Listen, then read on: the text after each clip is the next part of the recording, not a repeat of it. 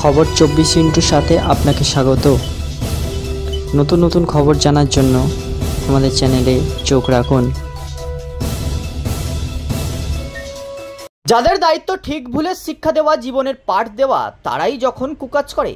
এক স্কুল ছাত্রীকে গণধর্ষণের অভিযোগ উঠল স্কুলেরই 3 শিক্ষকের বিরুদ্ধে। ঘটনাটি সামনে আসতেই ব্যাপক চাঞ্চল্য ছড়ায়। অভিভাবকরা স্কুলের বাইরে গিয়ে বিক্ষোভ দেখাতে শুরু করেন। অভিযুক্ত শিক্ষকদের বিরুদ্ধে কঠোরতম শাস্তির দাবি করা হয়েছে। ইতিমধ্যেই অভিযুক্ত 3 শিক্ষককে গ্রেপ্তার করেছে পুলিশ। পক্সো আইনে মামলা দায়ের হয়েছে। ঘটনাটি ঘটেছে তামিলনাড়ুর কৃষ্ণগিরি জেলায়। জানা গেছে, কয়েক মাস আগে 3 শিক্ষক মিলে নাবালিকাকে গণধর্ষণ করে। মুখ খুলতে বারণ করে ভয়ও দেখিয়েছিল তারা। স্কুলেই শিক্ষকদের ঘৃণ্য লালসার শিকার হয়ে মানসিকভাবে ভেঙে পড়ে নাবালিকা। স্কুলে যাওয়া সম্পূর্ণভাবে বন্ধ করে দেয়। এদিকে 1 মাস ধরে ওই ছাত্রী স্কুলে না আসায় প্রিন্সিপাল খোঁজ করেন। নাবালিকার পরিবারের সঙ্গে তিনি যোগাযোগ করলে তার মা সবকিছু খুলে বলে। প্রিন্সিপালই প্রথমে পুলিশে অভিযোগ জানানোর পরামর্শ দেন। জেলা শিশু সুরক্ষা কমিশনেও খবর দেন। এরপরই পুলিশ গিয়ে 3 শিক্ষককে গ্রেপ্তার করে।